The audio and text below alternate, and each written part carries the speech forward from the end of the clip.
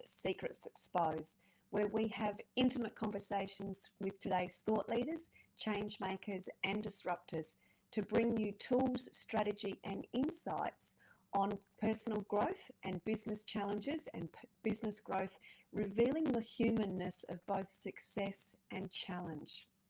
For those that are new to the show, I'm Sally A. Curtis. I'm a content repurposing whiz, and we work with brilliant individuals to help them leverage their existing content through the power of visually dynamic social media posts. What we're best known for is turning books into 2 years' worth of social media posts. Our Done For You service provides the opportunity to amplify your impact because you stand out, you connect deeply with your audience, and your message is heard and you reach more people with ease. And today we've got a really, really hot topic for you. We're going to be talking about success without sacrifice, how you can advance your career without sacrificing your personal life. And our guest today is Eva Medlik, who is a certified high performance coach, an international speaker, and a number one best-selling author. She works with both men and women in the areas of high performance, personal development, leadership, as well as creating inclusive environments and mastering success habits. She specializes in helping busy entrepreneurs create successful businesses whilst they're still in their day jobs. And she shows you how to generate energy to reverse burnout and overwhelm, which we all experience when we're trying to do it all. She uses her personal experiences along with her leadership, her relationship, and high performance training to teach you how to have it all without sacrificing your health and relationships. So please help me welcome to the stage, Eva. Hello, Sally. Good morning. Oh, good afternoon to you, I should be saying. Yes, it is afternoon here. I love how we can connect across continents like this. It's amazing. Isn't it? And I love having the conversations about different times when we with different people. How I'm in the future and you're in the past, and I speak with people that are in my future, and all those sorts of things. It's a highly connected world now, which I love. So thank you for joining us. Yeah. I'd love to start and share a little bit and ask you if you could share a little bit of your backstory with the audience so we can pre-frame what we're going to be talking about today. Yes, well, I love to talk about how to have success without sacrifice, creating that both and, career advancement and healthy, happy life with positive relationships. And the reason why I love helping my clients this way is because I didn't always have that. I consider myself a high achiever, which is different from performing well, being a high performer. And, I spent, close to 40 years as a dental hygienist. And back in 2010, when I was preparing to celebrate my 50th birthday, I had a really good job in San Francisco as a dental hygienist. And I was newly married.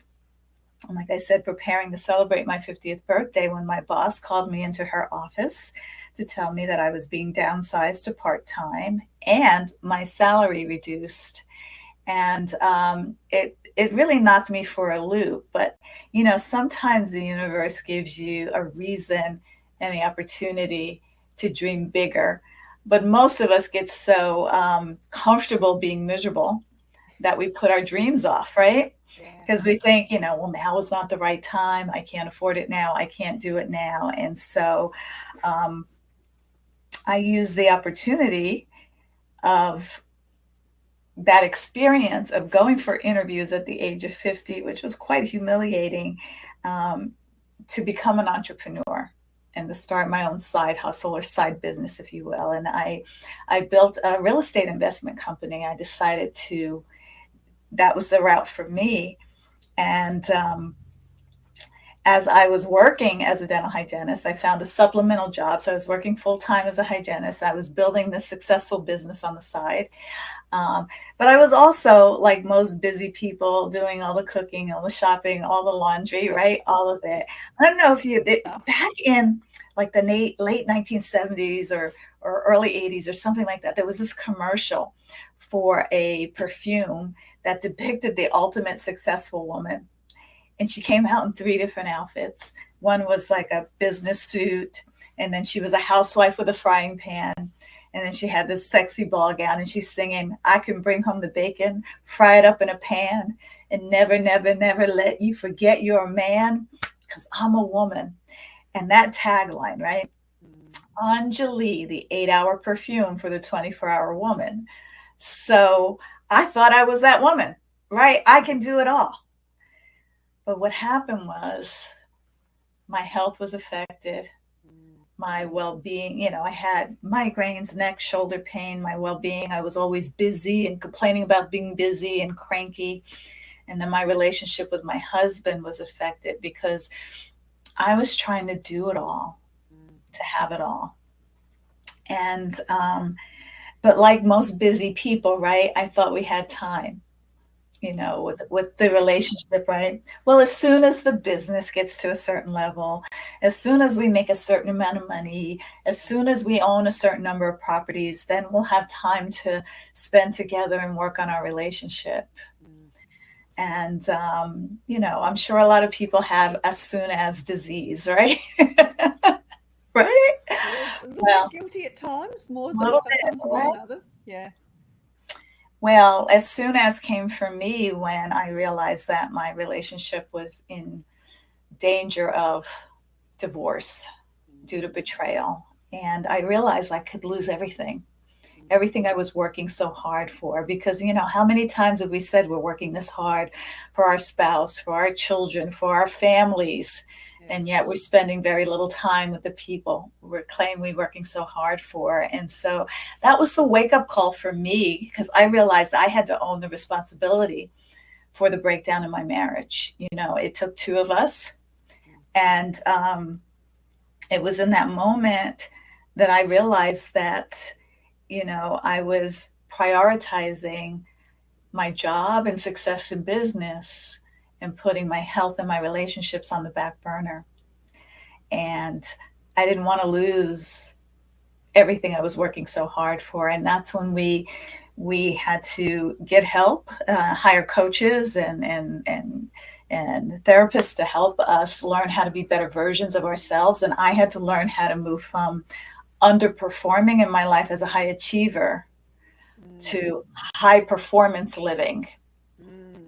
And that was a distinction for me. And I realized that I could not be the only one. And so I started dedicating my coaching. I became certified as a high performance coach as well, and dedicated my coaching to helping people how to still have it all, but not do it all and jeopardize the very relationships and the family and the lifestyle and their health. Because most of us wait for a life changing event before we change our lives. So very, very, yeah, so true. It's that, what's that version they say? You can either have the feather, the brick, or the Mack truck, and we usually get run over by the Mack truck before we make changes. Yes.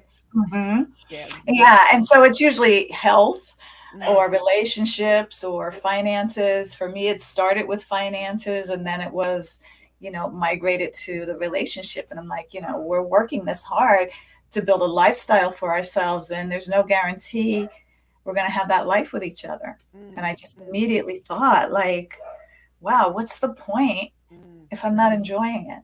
Yeah, I think you just touched on something there too that I just love your further thoughts on. Is we often think it's a life changing something or other, but you've just talked about how it started with finances and then it became relationships and then it was health. So there is very much that sort of snowball effect.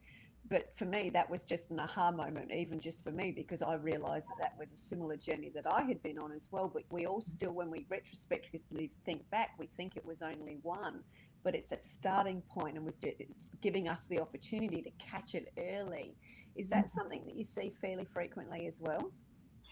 You know, most of the people that come to me to be high performers think they're coming to, be better at business or entrepreneurship or, their executive presence or get that raise or promotion. And then when we start peeling back the layers, right? How you do one thing is how you do everything. Yeah. You realize that even though they've achieved a certain amount of success in business, the home life is not as rosy as it appears on Facebook or Instagram.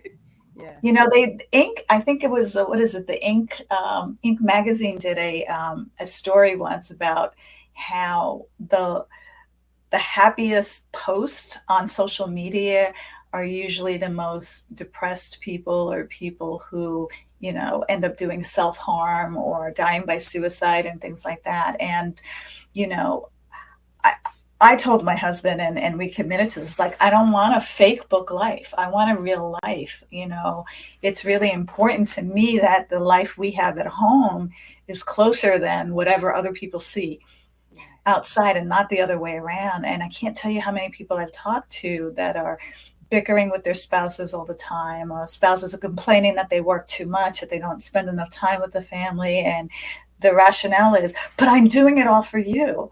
Well, there's no guarantee you're going to have them by the time you reach, and the bar keeps getting set higher for some people. When we make this amount of money, well, now we need this amount of money. Well, now we're having another kid, so we need this amount of money.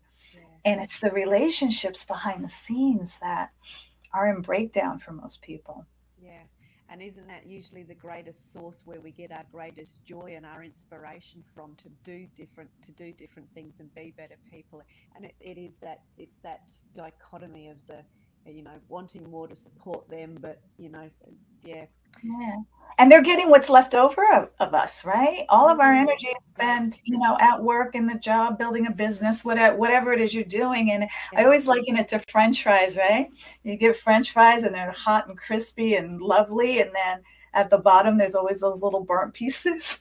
That's what your Yeah. family's getting. They deserve, the fresh batch of French fries, Yeah. Yeah. not And the is crumbs at the bottom. not the crumbs at the bottom, absolutely. So I'd love to we spoke when we spoke before you came onto the show. We were talking about that you just recently spoken at an event, and it was standing room only. And I know we're sort of jumping the gun a little bit as far as, because I want to come back to some of the topics, but the Right. topic that you were speaking on then was burnout.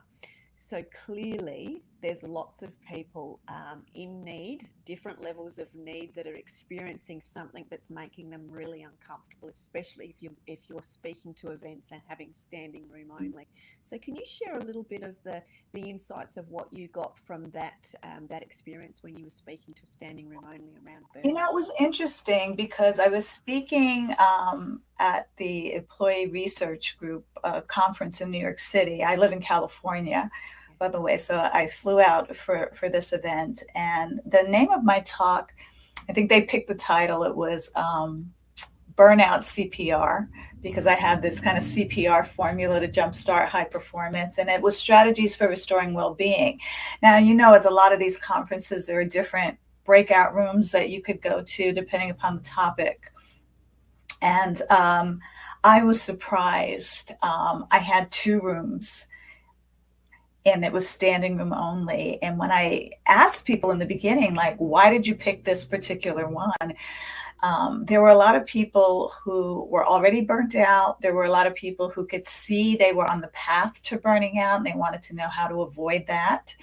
And there were a lot of people who were afraid of burning out. There was one woman who shared that she had had a health scare, a life-changing event where she had to change. But now that she healed, she found herself going back into the same pattern Yeah. that caused the health scare to begin with. So it was eye-opening to me how many people are experiencing imbalance, if you will, in taking care of their career aspirations and having a well-rounded, healthy, fully charged life outside of that. Mm. And it was a real issue for both, because a lot of people identify themselves by what they do. Yes. Very few people identify themselves by who they are. And Yeah. some people don't even know who they are outside of work. Mm, very, very true. So with that, and I find that really interesting that there was that people were on that path to burnout. And I think we're all have become a little bit better at recognizing that, certainly probably in other people first, and then we realize that we're shining the mirror up to ourselves at the same time. But also that fear of falling back into the old patterns, which is so easy to do if you haven't created, your forward plan for success habits. So, what were some of the tips and advice you would have given to the women in the room that helped them sort of identify either their symptoms and where they're at and what they can do to create those or start to create the change? Well, actually, it was a mixed group, so there were men and women, and so men experience burnout as well. Right. And but one of the things, it's a myth, we are living in a society where many coaches and gurus are actually making a living telling us to do more, and we're taking on more and more in our life and business because we're constantly being told that more is better. And but success is actually about letting go of things Yes, love that. and giving things up. I use this example. For example, you don't get healthy.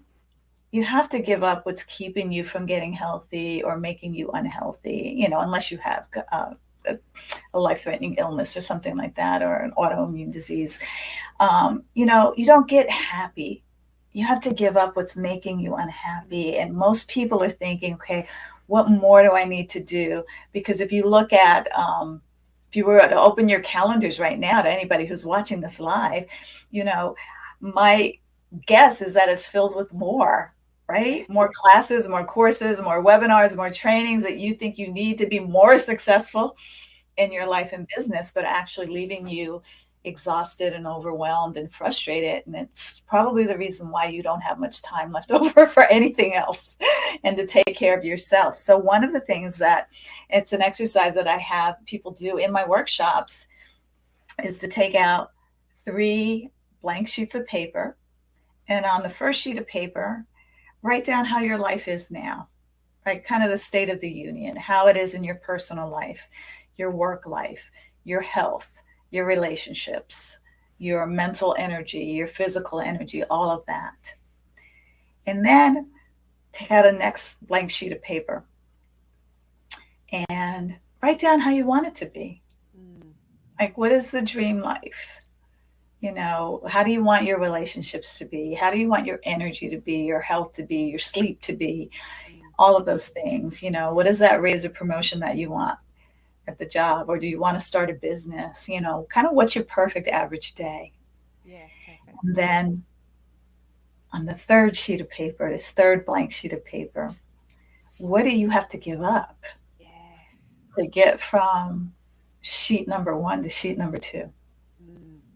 You want to spend more time with your family and have close relationships. Well, maybe you should give up bringing your phone to the dinner table.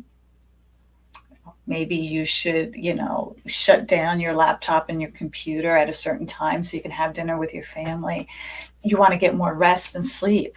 Well, maybe you have to give up checking emails late at night and getting your nervous system all hyped up because all of the things you're going to have to do tomorrow when you wake up, or what you're thinking of now, or why, so look at what you have to give up to get from where you are to where you want to be. Yeah, that's such having this. I've never actually heard the third sheet version, but that's actually the absolute key to it all, is actually recognizing what you're needing to give up. Now, as simple as they sound, and they are as simple, it is, it is as much as turning off that phone. It's just taking that initial step and turning off that phone, or shutting down the lid on the laptop. And when you are in that, I'm going to call it that, I call it rushing woman, that rushy woman state where you're all hyped up, and you did the beautiful demonstration of, what it's like when you've checked your emails late at night, you're worrying about all the things that you've got. Oh, girl, that struggle is real, right? And we have such FOMO. We're like, what are we going to miss out if we don't check our emails late at night? Yeah. And the other thing is looking at it first thing in the morning too. That creates that anxiety, if you will. Yeah. and overwhelm. And so there's strategies for that too, how to set up your morning to win. I mean, I see you have the energy generating habits. Part of that is really having a routine that sets you up to win the day, first thing in the morning, and not turning on the phone, looking at the emails that, Eva told me not to check late at night, so I'm going to check it the minute my eyes open up. No, you're not going to do that either. The world is not going to blow up and implode if you don't check your email first thing. Yeah, and I think you've just highlighted again something else there, which becomes very relevant when you're generating and creating these habits. And Eva said, don't check it in the evening, so I'm going to check it first thing in the morning. We do have that innate. I'm going to call it the rebel, which says if I can't do it that way, I'm just going to squeeze it in that way. But I'll take that away. Yeah, it's actually overcoming that and actually creating, and that, as you said, that ability to just to let go of it and just start to create the habits, because obviously habits need to be created and there's time frames to create those habits. But it comes back to honoring yourself and sort of working to what you're really working towards, which is the newer, better version of you and your life, etc. So, Yeah. Most of us have developed our habits, based on our early life experiences, and those learned habits are what's sabotaging us from creating the successful lives we want. You may have a successful business, but listen, most successful people are miserable in their lives because success is lonely, and you're often working alone and in isolation from your life and from your families. And learning what habits are going to give you that both and it's not an either or, and how to have it all without doing it all. And sometimes that means giving up control. And so I'm going to look in the camera. I don't know who's looking back at me, but I'm talking to you. Sometimes as a recovering control freak, yes. so I'm literally looking at myself. We've got to give up control because controlling everything is exhausting.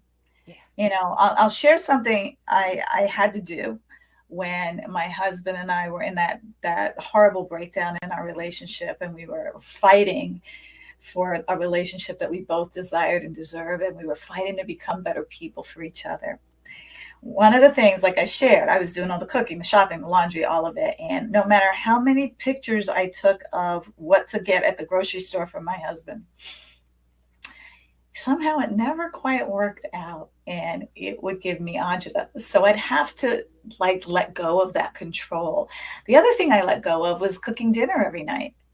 And it wasn't that we eat out now, but what I bought him for Valentine's Day that year, and we're talking like 5 years ago or so, I bought him one of those subscriptions that come with all of the food, all of the ingredients, pictures, and instructions for him to take over dinner 2 nights a week. So I gave up that control of the kitchen.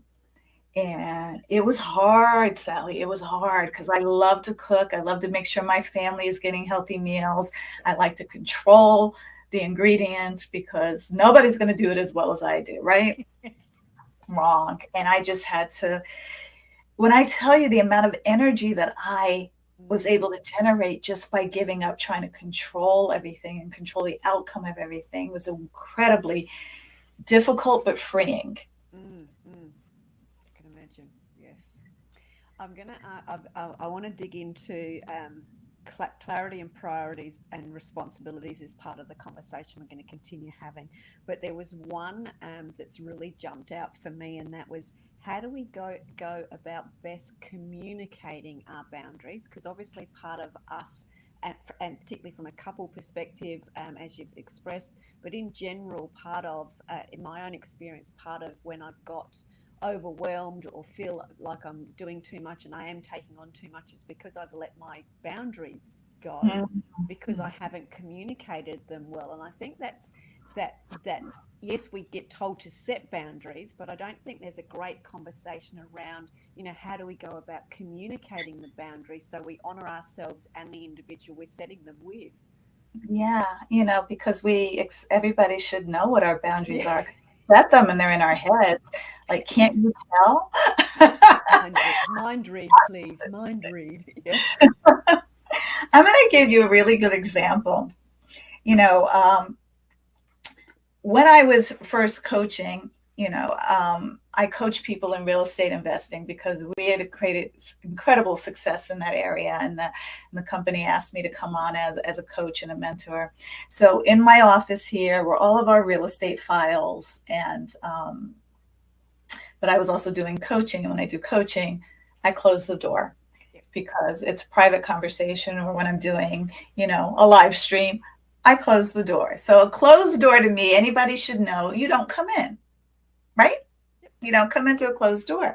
So at that time, I had given up control of the real estate investment company that I built to my husband, but all the files were still here, and his office is downstairs. So he would come, he would see the closed door and just do, and come in. Yep. And I would sit there and see, like, I'd make all these faces like, can you see the doors closed? Yes. And I would get upset. And then I would say, well, he knocked. He thinks that's all he needed to do. Yeah. I didn't communicate what a closed door meant.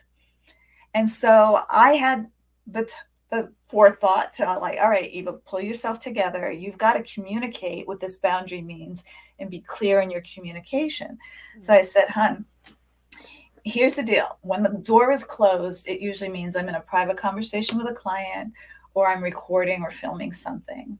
So even knocking is going to interrupt the flow. And I appreciate you knocking, because that's a sign of respect. But here's what a closed door means. So why don't we create a rule that when the door is closed, not to knock and not to come in. But if it's just half open, you're free to come and go. And he was like, oh, okay, cool. And he was fine with it. And I had wasted like all this energy, like, can he not see that? I was making such a big deal of it. So communicating the boundary is being clear, like, hun, I need you to cook dinner tonight because I'm meeting with a client late. So I'll be at my, in my office until 6. I won't be out at 5 like normally. Can you handle things from there? Oh, yeah, great. So I don't get at 5 o'clock, when are you coming down to dinner? I created the boundary, right? And so it's just really just sharing and saying, look, I need to work late tonight on this, because this is where balance, that work-life balance, is fluctuating.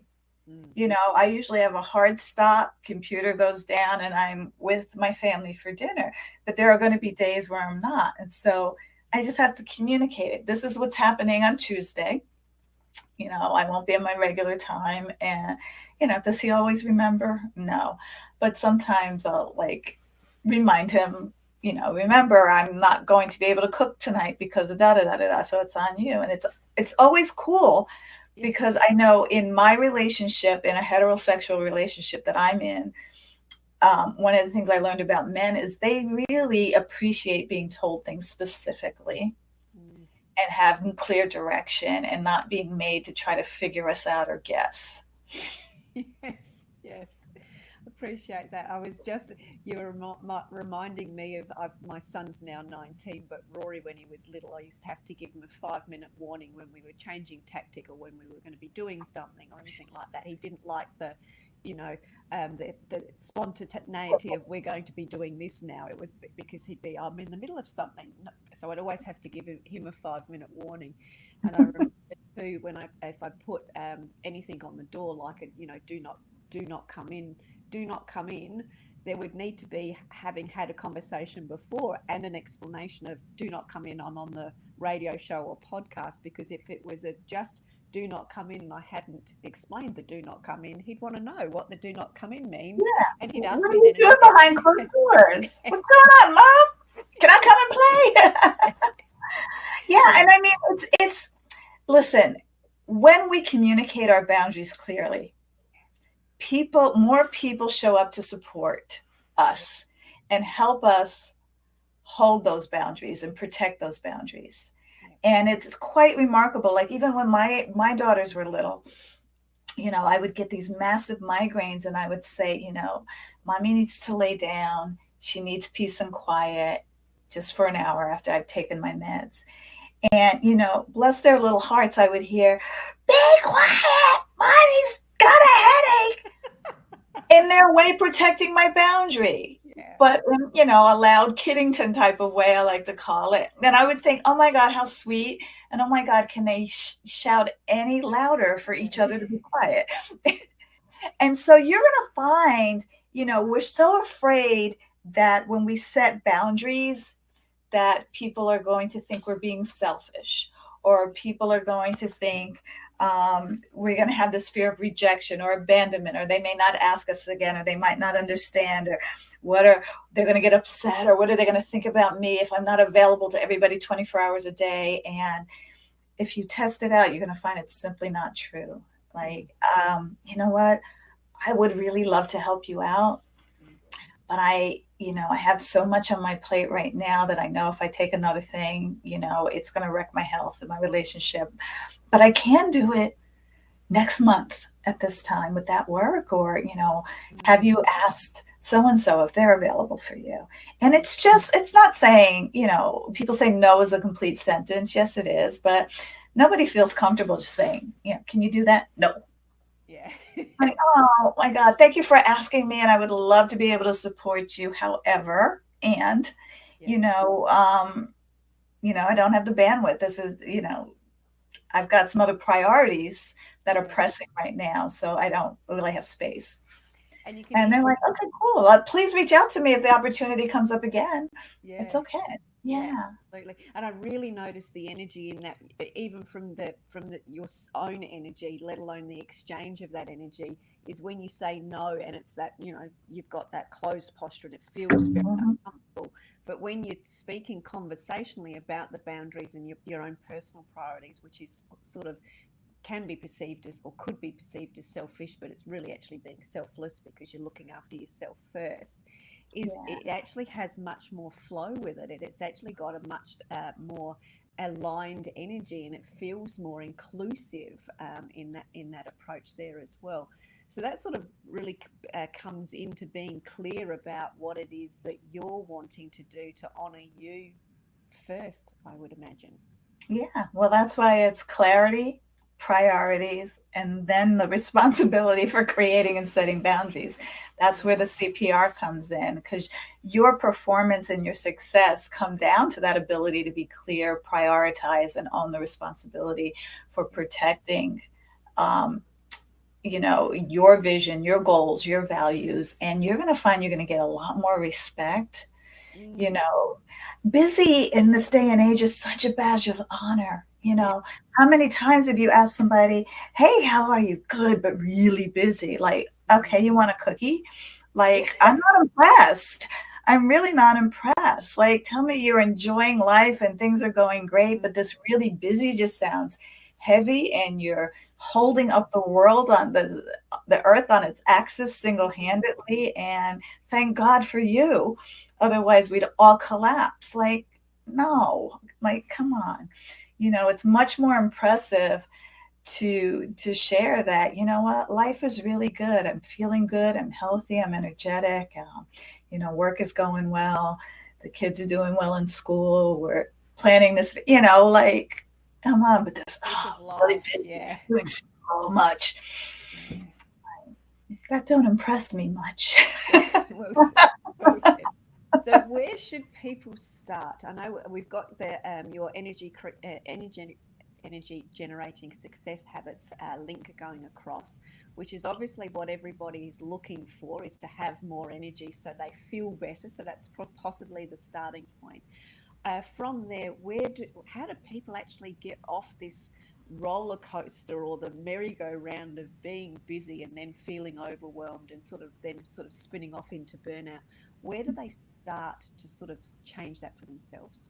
Well, you've got to get clear. Clarity, I always say, is the first step. And that's why I do that exercise. Does the vision that you have for your life on that second sheet match the reality of your life today? Are you living in alignment to how you say you want your life, your health, your relationships, your business, how you want that to be?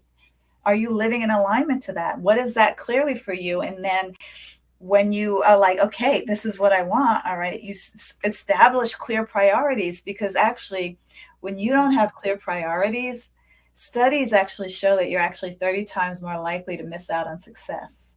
Oh, wow. Yeah. And so where you spend your time, your money, and your energy is a direct reflection of your goals and your priorities. And so I always say that, you know, when you start piling more stuff on your plate, look at what you're piling on and ask yourself, is this going to bring me closer to that vision I have for my life? Or is it going to act as a distraction or a competing interest and possibly pull me away from Mm, it? That's usually my guidepost, yeah. because with women, and I can speak for women because I am a woman, we have such a feeling of not enoughness Yeah. that we just keep adding. Well, if I take one more course, Mm, or follow one more guru, or and add because I'm not quite there yet. yet. Yeah. Yeah. Yeah. And like I set a goal for myself with speaking, Mm, and it's a certain type of speaking engagement, opportunities that I'm looking for. And I get speaking opportunities all the time. And I used to think I have to take them all so that I can be visible. And so I wrote a blog recently on my website, evamedilek.com, and it's called Creating My Year of No. oh, So I've read everybody's year of yes. My favorite quote, I used to quote Richard Branson all the time. mm, When someone offers you an amazing opportunity and you don't think you can do it, say yes anyway yeah. and figure it out later. I lived in a year of yes forever. I read Shonda Rhimes' Year of Yes. Everybody say yes, figure it out later. Say yes, say yes. You don't want to miss out. This could be the opportunity. And that Mm, fear of missing out on the opportunity kept me saying yes and contributed to my overwhelm and burnout. so And so very this is my year of no. And I evaluate, is this going to bring me closer to the goals and the vision that I set for my life this year? mm, Or is it going to pull me away from it, mm, pull me further from it? Is it supporting my vision, goals, and values? And every year I set what those vision, goals, and values are for the year. mm. And it makes it so much easier to say no. Yes, because you're clear. Yeah. I'm clear. I'm like, oh my God, I would love to, but it's not a priority for me at this time. Mm. And I just going to pause there and just say to the audience, can you feel the compassionate, um, compelling energy in that statement as Eva says that? Can I ask you to say that again? Because you can actually feel the grace within it. Yeah, I mean, thank you for the amazing opportunity. And, unfortunately, I'll have to turn it down because it's just not a priority for me. I'm working on other priorities at this time, however you want to say it. And it's not like, no, this is not good enough. It's just like, no, I'm working on other priorities like this. I mean, somebody just asked me to do something for them, and it's like, oh, I really want to. And I would love to be in service to this person because they're just a lovely person. And then I had to stop and take a breath because my natural instinct is like, well, I don't want to let them down. And I don't want to think that I was going to help them. And I composed this beautiful email. I'm like, oh my gosh, I really would love to, but I'm in transition with my team and we're working on other priorities right now. And this just doesn't fit into what I have going on right now. And, please reach out again when you have something else that I can promote for you. It might be a better time then. Yeah, gorgeous, brilliant. And I got this gracious response. Thank you so much. What can I do for you? Like, nobody is like, you rotten person. I've done this for you. Nobody says that. True. Yeah, Yeah. People are really nice, yeah. unless we're not. But for the most part, people are really nice, and they're gonna really like. I guarantee people are gonna say, "Wow, I wish I could set those kind of boundaries Mm, in mm, my life." mm. How does she do it? Yeah, very much so. So I knew we'd come to the end very, very quickly. It's been a great conversation, but I'd love you to share, as we're talking about their energy creating habits, you talk about 6 things you can do to generate the energy. Can you just touch on those really briefly so people get a bit more of an idea of the value in that Yeah. resource, please? Yeah, I've named them all with R's. Yes. So you need routines because the morning routine will wipe out 20% of stress and it actually brings preparedness for the day. Um, you need to reset.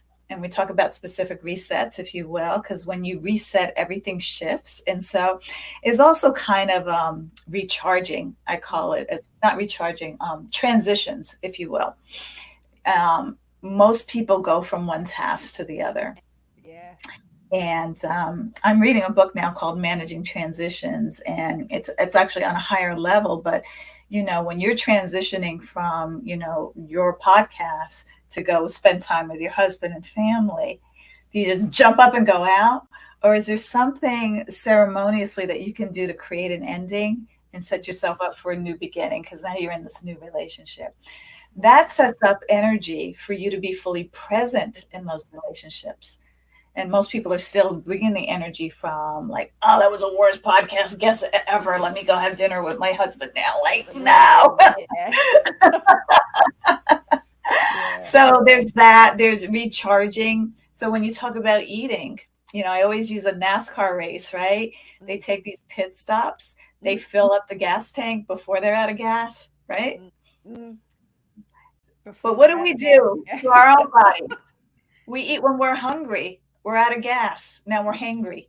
Yes. What if we ate to fuel and recover, right? What if we ate so that our body could perform the way we need it to perform throughout the day? And that was the toughest for me because I'm not hungry at certain times, but I know that if I don't, refuel at this point, my day will get to the point where, okay, yeah, like I don't feel so good.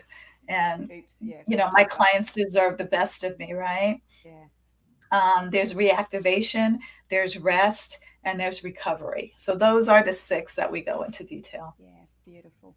Great. Thank you for sharing that. That just gives people that context of what a great resource Mhm. certainly help them on their way. And in closing, as we get to the end, how can people work with you? Where does it start, and how can they contact you? It's super easy. Go at talkwitheva.com and, we'll do a high performance session together and see if it's something that you feel is going to add value and benefit to your life and business. And, it's super easy. Talkwitheva.com. And, I'm happy to chat with people and see if, working together is a fit or not. And so we do a little session together so you see if it fits for you. Yeah, brilliant. And thank you very much. I've just want to say we've been talking wholeheartedly about success without sacrifice and been sharing some tips and strategies as it relates to reversing burnout and overwhelm. And I loved your 3-page snapshot of creating a page that's about your now, creating a page on what it is that you want, and that third page, the critical third page, which I think is such an insightful perspective, is what are the things that you can give up. And it doesn't have to be monumental. It can be as easy as just turning off the phone, shutting down a computer lid, shutting a door, and letting go of it. And the conversation around letting go is where success actually comes from, and not piling on more. So it's been a beautiful conversation with you today, Eva. Thank you very, very much. And yes, everyone, if you can please reach out and connect with Eva. She's on and across all of the social media. And certainly if you're experiencing it like so many people are, which was a clear demonstration of her standing room only, clear demonstration that people are in need of what you're able to assist them with, then please do reach out to Eva. And in any closing final words from you today, Eva? Yes, I'm going to share that. Listen, you're not burnt out by what you're doing. You're burnt out by how you're doing it. There's a better way. Yeah. Mm-hmm. That again, because I like repetition and consistency, because I've got a boss who's in me. So can I ask you to repeat that again? You are not burnt out by what you're doing, but by how you're doing it. thank you very, very much. It's been an absolute pleasure speaking with you Okay. this morning and your afternoon. Yes. So for everybody, success without sacrifice is possible, and you have an opportunity to connect with Eva and discover more opportunities for yourself to let go and do less, but be more. Thank you very, very much, everyone. Look forward to seeing you again next week on another episode of Success Secrets Exposed. Thank you again very much, Eva. Take care. Bye. Thank you.